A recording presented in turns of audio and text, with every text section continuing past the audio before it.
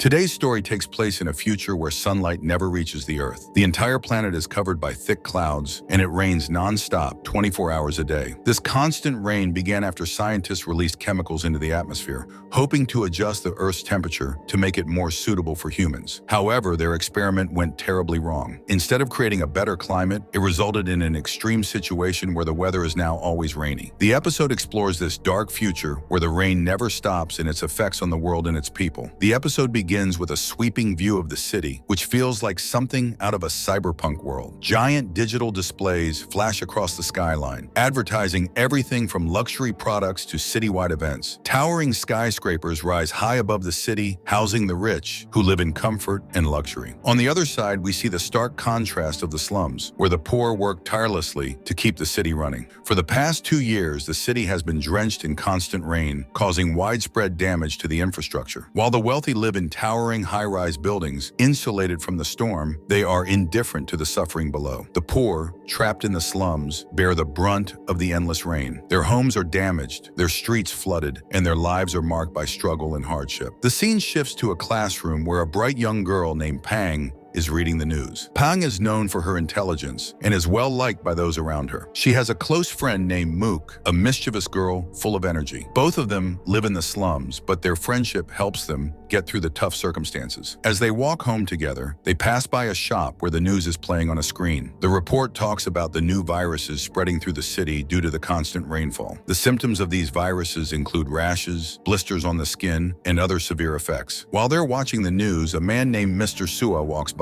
He is delighted to see Pang and greets her with a big smile. Mr. Sua, who believes that Pang brings good luck, convinces her to go with him to a lottery ticket seller. He insists that Pang pick a ticket as he thinks her presence will bring him luck. Just as they are about to pick the ticket, Mook arrives. Seeing Mook, Mr. Sua's mood shifts and he becomes angry, ordering Mook to leave. After the brief encounter, Pang and Mook continue their walk home. Mook lives close to Pang and they often spend time together in the slums. After some time, Pang arrives home where her parents and brother are joyfully dancing together. The mood is light and the family is making the best of their difficult situation. Mook, who had been planning to stay with Pang for a few days, also arrives at the house, adding to the lively atmosphere. Later that night, as the family settles down, Pang's parents begin discussing their struggles. They talk about how the city has become increasingly dependent on robots and drones, leaving many people, including Pang's father, without work. This has made it much harder for them to earn money and make ends meet. Pang overhears her father telling her mother not to worry, assuring her that he will work 2 shifts to bring in more money. Hearing this, Pang feels a heavy sadness in her heart, knowing that her parents have to endure such hardships just to survive. As they continue their conversation, an emergency broadcast suddenly interrupts the regular programming on the TV. The Global Health Organization announces a breakthrough in combating the diseases caused by the changing environment. They introduce a new vaccine called Aquavac, developed from octopus DNA, designed to protect humans from illnesses caused by the polluted, rain-soaked world. The news quickly spreads across the city, with broadcasts showing up on screens everywhere, and people begin to cheer. For the first time in a long while, there is hope for better healthcare. The citizens, especially the poor, who have suffered greatly, begin clapping and celebrating, feeling a sense of relief that they can finally protect themselves from the environmental toll. However, the excitement is short-lived. The news continues, revealing that while Aquavac will protect people from diseases, it has some unexpected side effects. The vaccine causes tentacle-like growths to appear on the skin of those who take it. These tentacles resemble those of an octopus, but despite the strange mutation, the people will remain perfectly healthy. The news shows a few individuals who have already taken the vaccine, their bodies now sporting the alien-looking tentacles. The revelation shocks everyone. The celebration quickly turns into chaos as the people who were just moments ago jubilant begin to react in horror. Their faces twist in disbelief and disgust as they try to comprehend the consequences of the vaccine. The poor, who had been so hopeful for a solution to their health problems, now feel betrayed. In a fit of anger, some begin to break things in frustration, shouting in disbelief, "What the heck is this?" After the announcement about the Aquavac vaccine, Mook and Pang find themselves sitting inside an old abandoned pipe, a quiet spot away from the chaos of the city. They talk about the struggles they face in their everyday lives, especially the constant issue of the polluted rainwater. Mook, ever the realist, tells Pang that they are just kids and can't do anything to change the situation. But Pang can't shake the image of her father's hard work, the exhaustion in his eyes as he tries to provide for their family. She wishes she could do something to help him, to make their lives better. As they sit there lost in their thoughts, an advertisement suddenly flashes across a giant screen nearby. It's for a singing competition, and Pang's face lights up with excitement. This could be her chance to do something for her family, a way to escape the cycle of hardship. The next day, Pang and Mook rush to the audition. Pang's heart races as they enter the crowded building.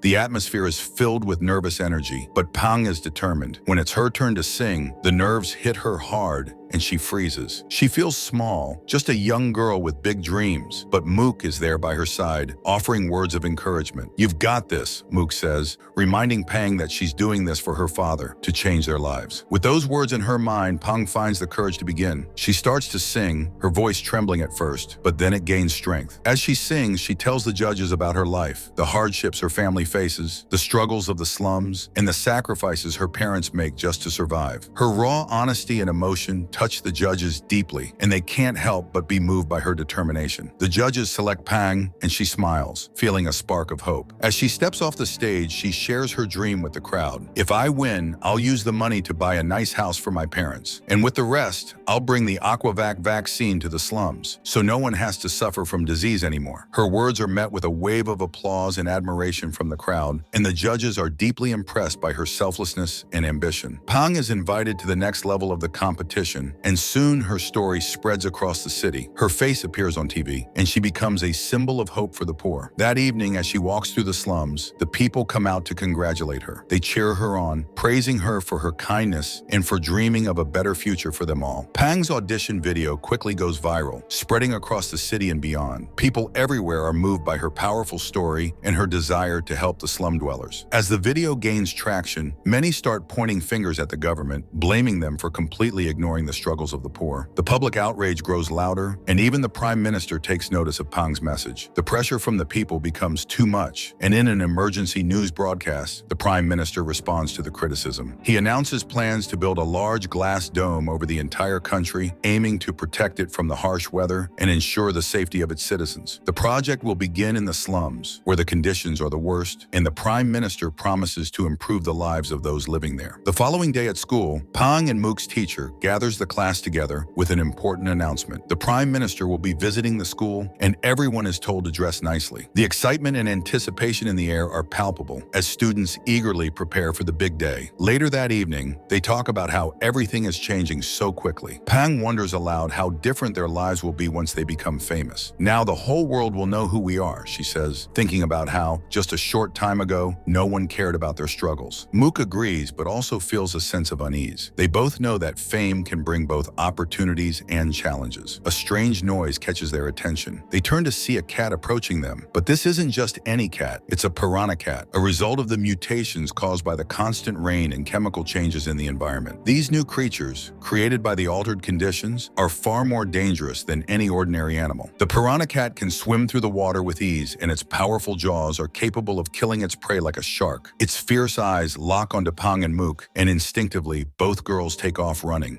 their hearts racing in fear. As they sprint away, they glance back to see the cat moving quickly through the water, but fortunately, they managed to escape. One night, while everyone was sleeping together, Mook had a strange dream that woke her up. As she looked around, she noticed water dripping from the roof. To her shock, a huge balloon had formed because of the rising water. The water level had risen so much that the house was starting to flood. The tent on the roof was now filled with water. Everyone in the house woke up, and Pang's dad started praying to God. The family quickly tried to handle this situation, but then the balloon on the roof suddenly burst, sending water pouring down on them. Panic broke out as water flooded the house, and a rat appeared from the rising water. Everyone screamed in fear, but just then the piranha cat showed up. It quickly grabbed the rat and ran off, leaving the family stunned. Outside, the water level had risen so high that no one in the slums was safe anymore. The people had no choice but to head to the refugee camp for shelter. As they rested there, drones arrived, scanning the crowd. The media had been following Pang's story ever since her audition went viral. viral, and now they were looking for her. When they found Pang, two reporters rushed to bring her to the front of the crowd. The media surrounded her, asking questions like, "How do you feel now that you've lost your home? What will you do next?" All the attention was on Pang. Seeing this, Mook decided to act. She started crying loudly, drawing the media's attention away from Pang. She began telling them how her house had been destroyed too. Mook made such a dramatic scene that even the Prime Minister showed up, wearing a mask. He hugged Mook and promised that everything would be okay, that they would all get help in new homes. But when the Prime Minister saw some rashes on Mook's skin, he grew worried and pushed her away, afraid she might be sick. In the commotion, Mook accidentally grabbed the Prime Minister's mask. When it was removed, everyone gasped in shock. The Prime Minister's face was covered in tentacles, like those of an octopus. The situation takes a dramatic turn when it's revealed that the Prime Minister, who had been completely against the Aquavac vaccine, had secretly taken it himself. Earlier, he had claimed that there wasn't enough budget to provide the vaccine to the people, but now it was clear that he had prioritized the vaccine for himself and his family, while the rest of the country was left without it. Despite the government's warnings that the vaccine wasn't safe, the truth came out that high-ranking officials had used the limited resources to improve their own lives. This led to public outrage, with many accusing the government of corruption and selfishness. As a result of the scandal, the Prime Minister was forced to dissolve his government, and a new one was formed, determined to make things right. A few days later, statues of Pang and Mook were unveiled outside their school to honor them. The two girls had played a huge role in improving the lives of many people. Pang had won the singing competition, and Mook had helped expose the truth about the Prime Minister's actions. Both girls were awarded prizes at school for their bravery and contributions. However, when Mook saw her statue, she made a face, noticing that it showed her in a way she didn't like. She was depicted falling, which made her feel uncomfortable. Despite this, in the end, both Mook and Pang smiled and celebrated their achievements, knowing that their actions had made a difference in the world. A year later, the government made the vaccine available to everyone. The people took the vaccine and became healthy. Although tentacles grew on their chins, it didn't cause any problems anymore. A small dome was also built over the slums to prevent too much rain from flooding the area, and the people were no longer struggling with the constant downpour. One day, while the people were in class, they noticed something amazing. Beams of sunlight started to shine through the windows. The rain had stopped, and the sky was clear for the first time in years. Everyone was amazed and excited to see the weather had finally cleared up. The whole city celebrated, dancing in the streets as they enjoyed the rare sunshine. However, the joy was short-lived. The sun's rays became stronger and hotter, and soon the seawater started evaporating. The breeze turned scorching, and people's skin began to burn badly. In panic, they rushed back inside. The heat kept rising, and soon the trees began to catch fire. Fires broke out all over the city, and the heat became unbearable. The fires spread quickly, melting everything in their path, including the city's effigies. The flames engulfed the earth, and soon the entire planet was consumed by fire. The heat increased to dangerous levels, and the entire universe was destroyed along with the humans. This was the tragic result of the damage caused to the earth by human actions. In the end, the series showed two extreme conditions, both caused by the harm humans had done to the planet. And with that, the story concluded, leaving a final, somber message.